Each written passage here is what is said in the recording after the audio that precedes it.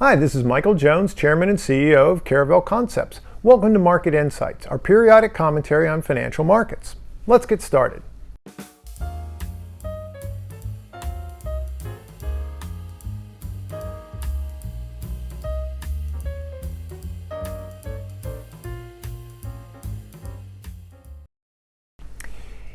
If you've been following our Market Insights video, then you know that in our most recent video, we talked about the great inflation debate, where the English-speaking central banks, the Federal Reserve, the Bank of England, the Bank of Australia, they are all worried that inflation could become a persistent problem if they don't tighten policy aggressively.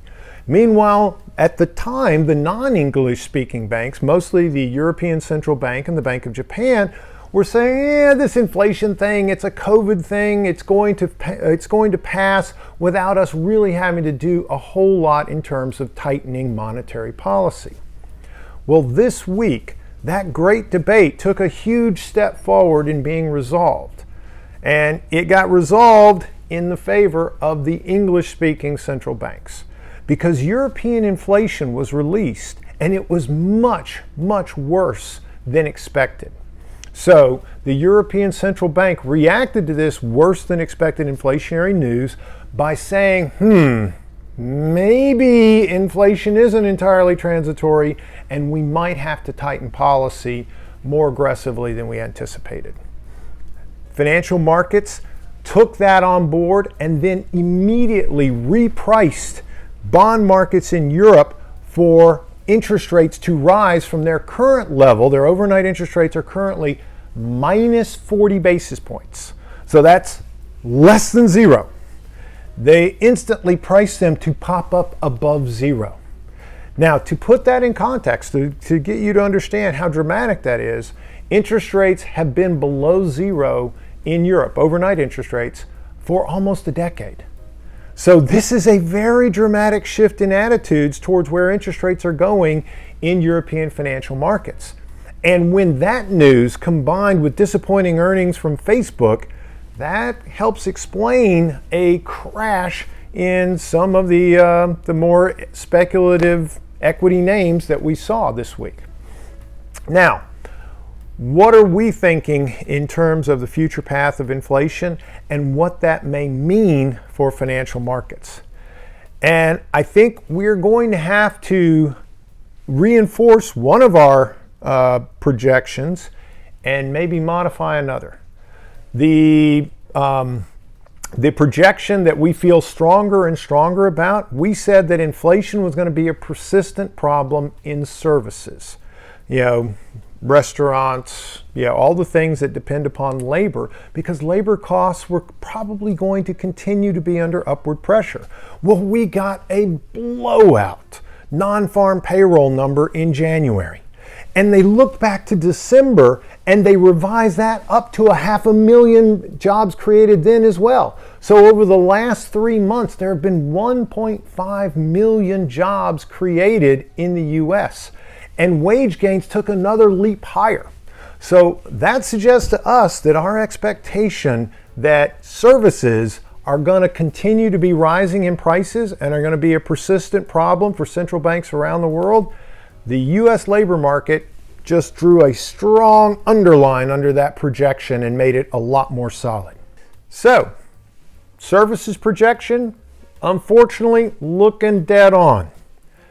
But we also predicted that the price of stuff would come down fairly significantly in 2022, and that would help offset some of the inflation in services. Well, that prediction is looking a little more at risk. And to understand why, and why it has more to do with geopolitics than with economics, we need to talk about two important sources of stuff that may not be cranking up their production the way that prices and market conditions would suggest that they should. Let's start with Russia. So, Russia is the number 3 producer of oil, behind the United States and Saudi Arabia.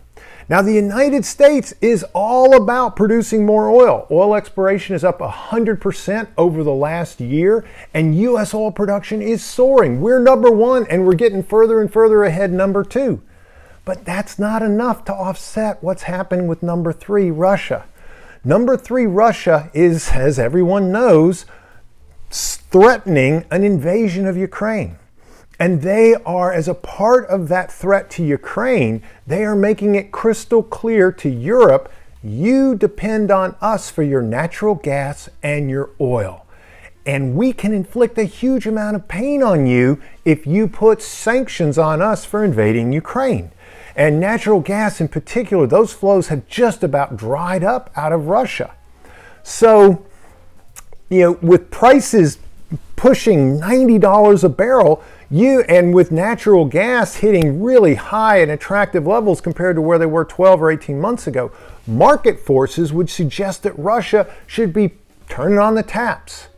But because of geopolitics, they are not turning on the taps. They're continuing to restrain supply. And, this is, in my opinion, kind of crazy because all the Russian economy is pretty much so is oil. Don't get me wrong, they've got brilliant mathematicians and computer programmers, but no one really trusts them because so much of the hacking comes out of Russia. So it's kind of an oil-based thing.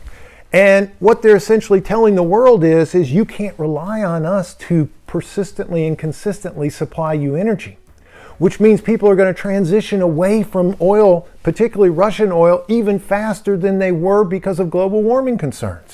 This is like writing the final chapter of the Russian economy at light speed. And yet that's what they are doing. And that's not something we anticipated, and it could keep oil prices high, even though U.S. oil producers are doing exactly what we thought they'd do, which is making more and more oil because they're loving the profits they're making at $90 a barrel.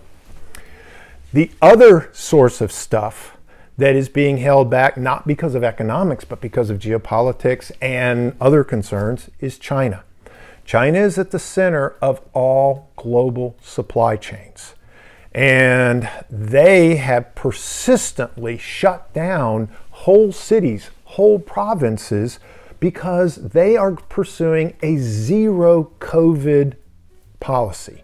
They think they can eliminate COVID from their entire space. So whenever there's a COVID outbreak, you can count on millions of people being locked down.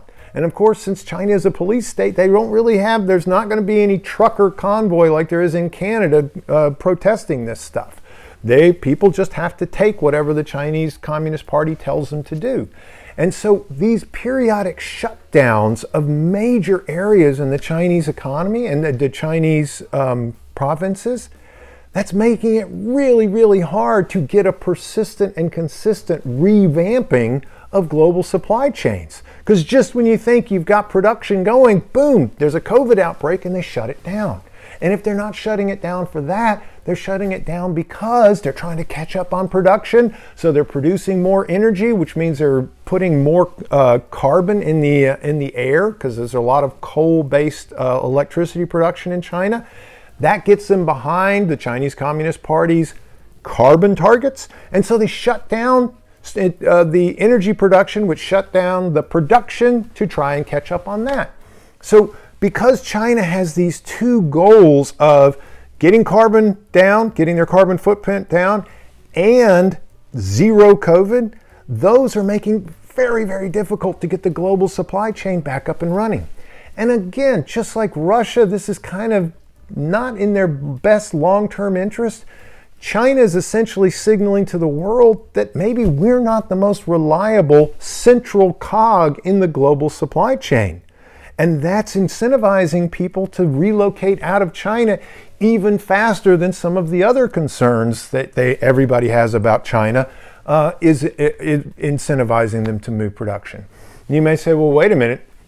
The U.S. just added 1.5 million jobs. Every employer is really looking for people. How the heck could we possibly reshore production here? And the answer is, well, it may not all come here. I'm sure it wouldn't. But also, because of automation, artificial intelligence, 3D printing, you don't need nearly as many people on a production line as you would have even 15 years ago. And I, as someone who has toured a lot of Chinese factory floors, I have seen they've got automated assembly lines that sit idle because the Chinese Communist Party tells them, do not produce it with that because we're not sure what we would do if you had to lay off all of your assembly line workers. Keep doing it the old-fashioned way. So there is a lot of opportunity to pull production out of China, and that's a process that probably is going to continue. But in the short term, you can't just wave a magic wand and recreate all those interconnected production facilities that are in China right now. It's going to take years. And if China continues to be on again, off again in terms of restarting their productive central cog in global supply chains, that's going to keep throwing monkey wrenches in the ability to get global production going, and it's going to keep stuff under higher pressure than we would have thought just a few months ago. Because a few months ago, I personally would have thought, well, China's going to throw in the towel on this zero COVID thing because it just doesn't seem practical for a country with their borders, with their size. But hey, that's what they're doing. And so, both because of Russia's geopolitical goals and China's geopolitical goals, we may see inflation stay higher for longer than we would have thought. Inflation in stuff. So, looks like we were right on inflation in services. We're increasingly worried that we might have been overly optimistic about inflation in stuff. What does that mean to financial markets? Well, it probably means right now financial markets, in addition to saying that rates in Europe could go positive for the first time in almost a decade, there's an increasing probability being priced into financial markets that the Federal Reserve in March could raise interest rates not 0.25%, but 0.5%. And they might not raise rates to 0.75%, 1%. Maybe they raise rates to 1.5% during the course of 2022. And there will be more pressure on the Federal Reserve to shrink their balance sheet and pull liquidity out of financial markets. All of these things create bigger headwinds for equity investors. And I think we have to acknowledge we've been thinking maybe a 5-10% pullback.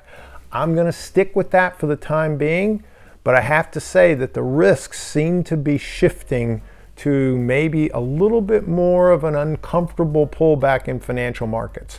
Not a recession, not a catastrophe, but maybe taking a little bit more of that froth off and maybe revisiting back to maybe undoing the 2021 rally, going back to the kind of prices we saw in 2020.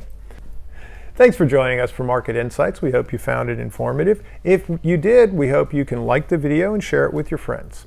If you'd like to see more of our research, you can find it at caravelconcepts.com. Thank you.